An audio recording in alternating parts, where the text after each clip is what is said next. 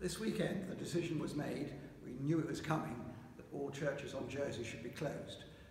We're almost the last churches in the Church of England in Great Britain to be closed.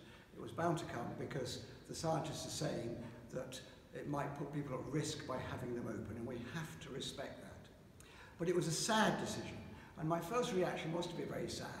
And I had a moment at 4 o'clock this morning thinking, these beautiful churches, it's never been closed in 900 years. We're closed. And then I thought, what we've done is close the building. We haven't closed the church.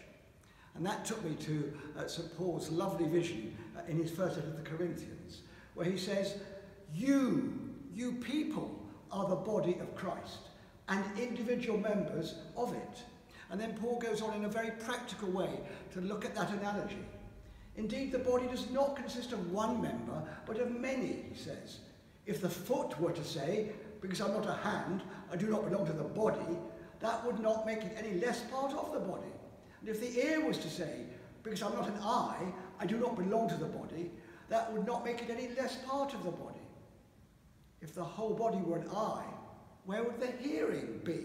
If the whole body was hearing, where would the sense of smell be? It's very practical.